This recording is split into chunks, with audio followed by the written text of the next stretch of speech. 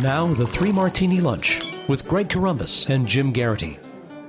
And I'm in for Greg Columbus. My name is Greg Knapp. You can find out more about me, and I'm even giving you a free gift at GregoryKnapp.com. I also have a new podcast up. You can find out all the information for that in the show notes. And I'm joined, as always, by Jim Geraghty. He is the senior political correspondent of National Review. His Twitter handle, @Jim Geraghty. And if you don't know how to spell that, well, okay. Join the club. We'll put that in the show notes as well. All right, today's Three Martini Lunch brought to you by NetSuite by Oracle. This is the Three Martini Lunch. We will start with a good one. Here we go, Jim. Debates round 2. The Democrats ready. And, hey, listen, if you're not getting any kind of attention, you've got to go on the attack tonight, right? Yeah, and according to the leaks from the various campaigns and camps, most of the candidates are expected to. As I talk about in today's Morning Jolt newsletter, the threshold for that third debate is significantly higher. So if you are a John Delaney or a Tim Ryan, or maybe even a John Hickenlooper, the former governor of Colorado, look, if you don't make a splash tonight, you're probably not going to be in on that debate stage for the third time. So this is it. This is, as I was saying, go Thunderdome or go home. And it's going to be kind of fascinating to see you have 10 candidates up on that stage really trying to go at each other. To the extent we remember anything out of that first debate, it probably is the exchange between Biden and Kamala Harris. Maybe some folks remember Castro, kind of beating up Beto O'Rourke a bit.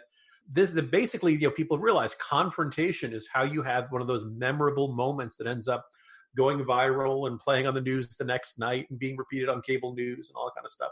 All of the traditional, I believe that children are our future, teach them well and let them lead the way. All that traditional rhetoric does not break through when you've got 9 other candidates on that stage saying the same thing. So, okay. Jim, from now on, anytime you do that kind of a quote, I need to hear you actually sing it. Okay.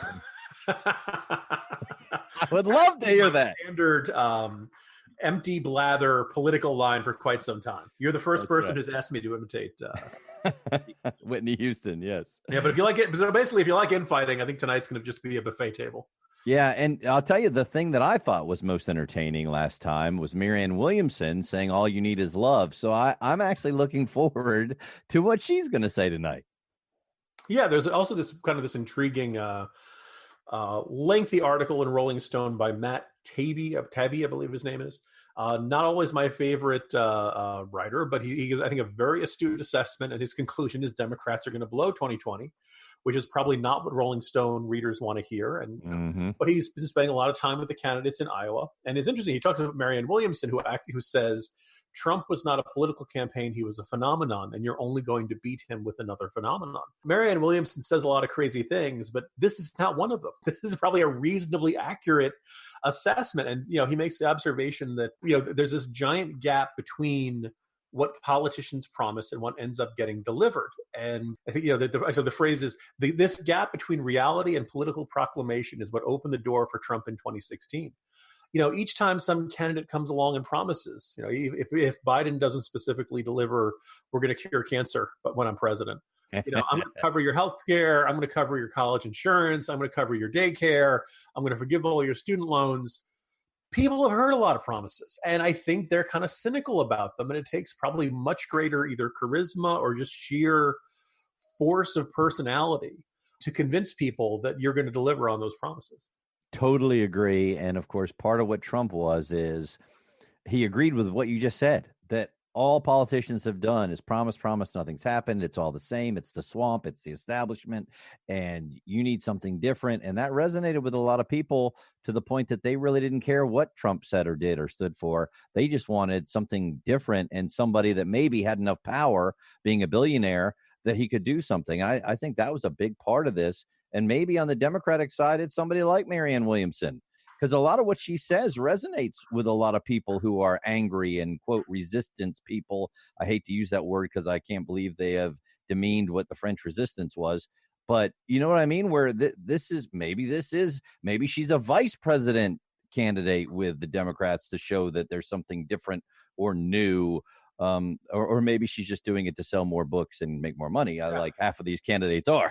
I don't know. You can find a very interesting thread of thought that could basically be summarized as A growing economy and an increasing material wealth has not worked to heal the spiritual problems of the country. Mm-hmm. And you could probably find a decent number of folks on the religious right who believe that. You could probably say a good portion of the Sohrab Ahmari crowd, the Tucker Carlson populist crowd might agree with some of that.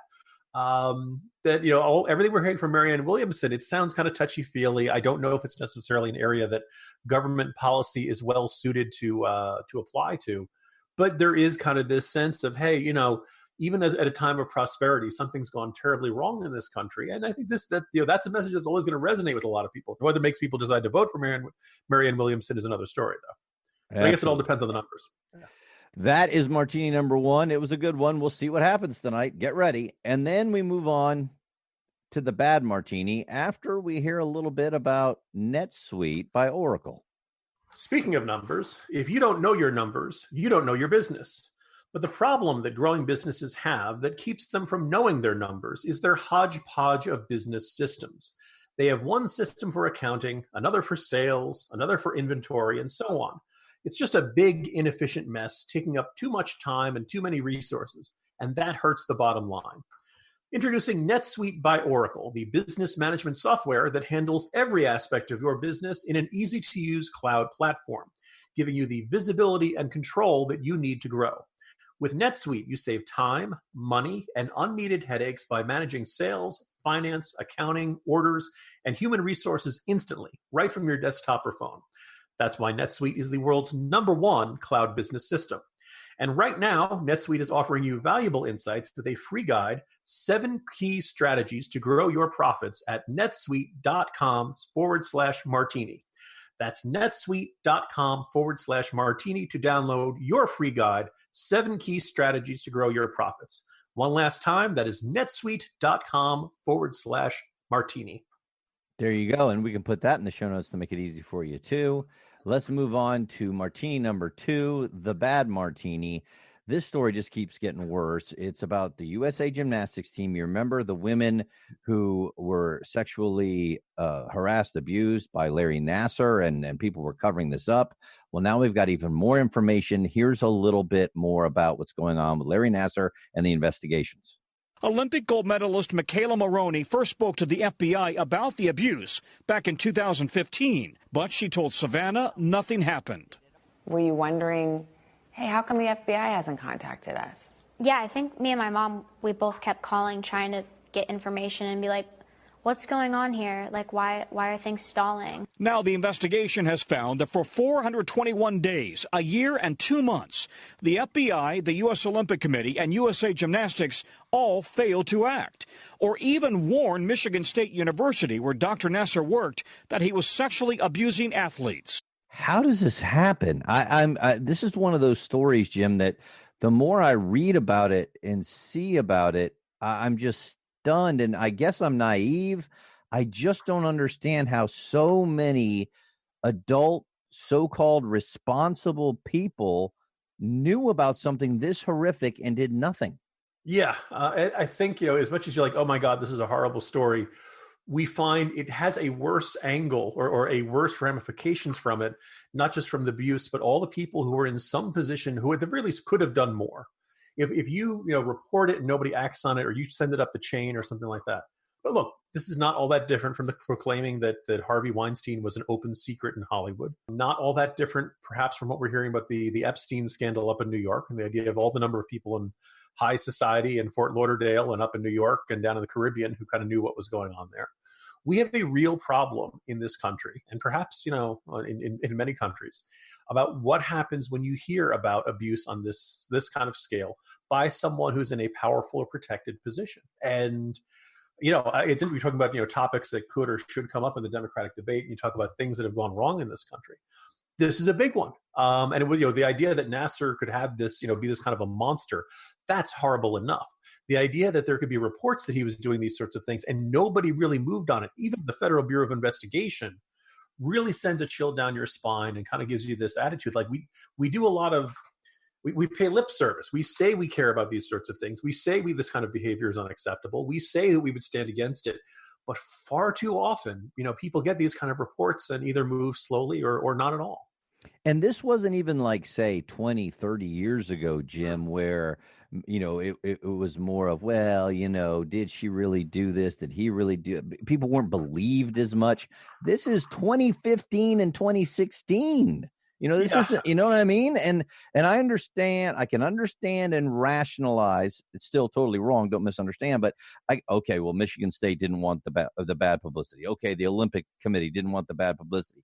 The FBI should not be worried about reputations and bad publicity. They should be doing their job and putting a dude in prison. Yeah, there kind of is this sense of, well, what were you guys doing?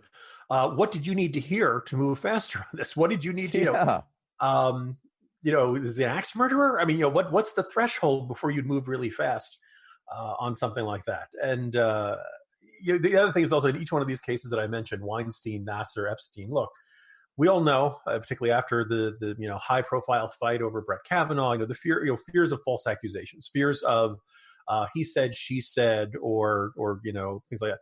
But you look at the Bill Cosby where it was he said and then about 37 she saids. Exactly. Nassar with more than 100 accusations. Weinstein, Epstein with like after the first 100 accusations, I stopped giving you the benefit of the doubt. Couldn't agree more. I loved Bill Cosby, grew up on him. The first time it came out, I'm like, no, that can't be true. About the 30th time, I'm like, yeah, that's probably really true and really, really bad. That is martini number 2, the bad martini. We'll keep an eye on that. And these women need some kind of justice. Obviously, it never makes anything right, but at least you get some justice out of it. Martini number 3, crazy town. So who is ready for Beto O'Rourke to move right up, slip into the nomination for the Democratic Party? Well, he has one very strong supporter, Jim, his mama. What's going on with Mama O'Rourke? Sure. This is over at the Dallas Morning News. Alfredo Corchado, the border Mexico correspondent for the newspaper, had a chance to speak to Melissa O'Rourke, a businesswoman who says she tilts Republican and rarely gives advice to her son, but she does have some unsolicited tips as for tonight's debate. Get to the point quicker, be more concise, button up your coat. I don't know about you, Greg, but I can hear my mom making the exact same comments. But it was, so there's an old saying in Jersey, because remember Neera Tanden of Center for American Progress had this sort of issue. An old saying amongst reporters, if you ever get a chance, talk to the candidate's mother, right? If you're doing a profile on somebody, talk to the mother. She will inevitably have fascinating stories about the subject of your story. On the other hand, some people might find this kind of stuff a little invasive or meddling into stories that were not meant to be shared outside the family or something. I think many of us with mothers who love us and who like to sometimes let us know how to do things and or nag us will relate to this. Melissa O'Rourke says that her son, probably his biggest mistake to me was when I heard he was at the dentist's office. Obviously, the time when he live streamed it. Quote, all he wanted to talk about was the hygienist and her story, but that obviously didn't come through. I'm sure right now Beto O'Rourke is reading the Dallas Morning News and thinking, thanks, Mom.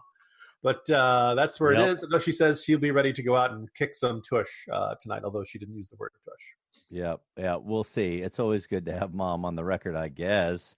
Here's the thing. I have 2 things on Beto and would love your thoughts, Jim. First, I thought in the first debate, he looked like a little boy, totally out of his depth. When Julian Castro went after him, he looked like he was shell-shocked. He was stumbling, mumbling, didn't know what to do.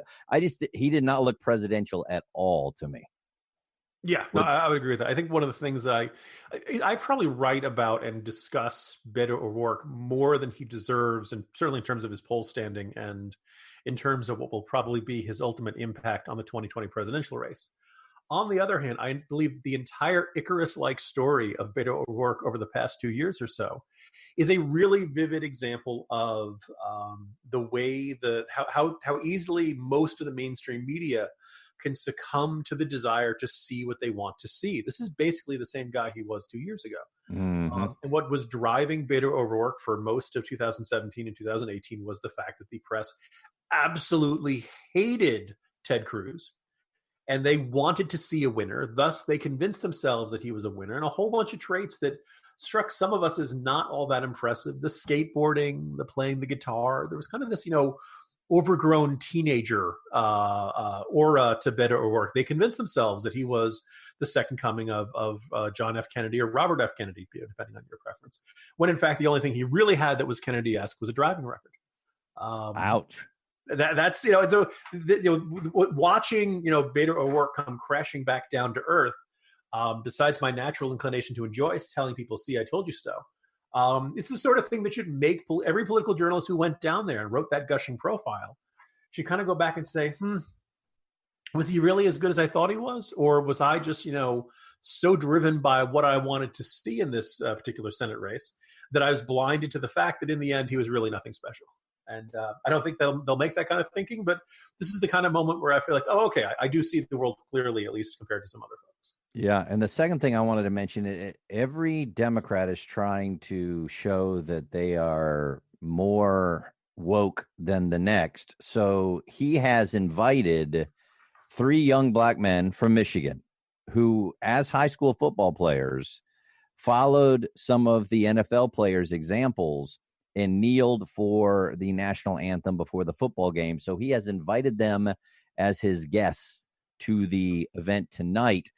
Doesn't seem like he's following Rahm Emanuel's advice that we talked about yesterday. Yeah, again, it was very interesting because early on, when Beto did, first jumped into the race and was jumping on top of the counters in the diners in Iowa and things like that, his speeches were very generic, but they were very full of hope and optimism and change. And people thought, oh my goodness, he's going with the 2007, 2008 Barack Obama playbook. And I'm not so sure that was the worst possible option for him, because clearly he's not a policy wonk. Clearly, he's on scale of like an Elizabeth Warren or something like that. He's not going to win this in an identity politics fight because he's, just another straight white male. His record in Congress is pretty darn thin. So, that was the avenue that was most natural to him. And so, play the post-partisan uniter, be that blank slate that people can project those ideals onto. You could make an interesting argument that he, considering how he came within 2.5 to 3 points of Ted Cruz, that if he had, not run as a hard liberal, planning to ban the AR-15 and eliminate ICE and all these other stances that he took, that he might have been able to pull it off against Ted Cruz. Now, I actually think probably the best, his one real shot against Ted Cruz would be if Ted Cruz had taken it for granted. Early on, the Cruz campaign knew that they were, not dealing with a typical Texas Democrat campaign, mobilized their voters, and things turned out okay for Ted Cruz. But if he had played the role of the Democratic centrist, maybe he would do that. And if you're, look, we've all seen the weaknesses in Biden. Let's say Biden goes out and has a terrible performance tomorrow night. All of a sudden, a whole bunch of Democratic centrists, the folks who are not particularly woke, who are not looking for a Bolshevik revolution, might be shopping around for a new candidate. And Beto could be in position to scoop that up if he was willing to take that lane. And for whatever reason, he chooses not to. There you go. That is the 3 Martini Lunch. My name is Greg Knapp, in for Greg Columbus. Find out more about me and get a free gift at GregoryBKnapp.com, and find out more about my podcast, Not About Politics, in the show notes. And Jim Geraghty, always with us, senior political correspondent of National Review, Twitter handle @JimGeraghty. Check it all out in the show notes. We'll see you again next time for the 3 Martini Lunch.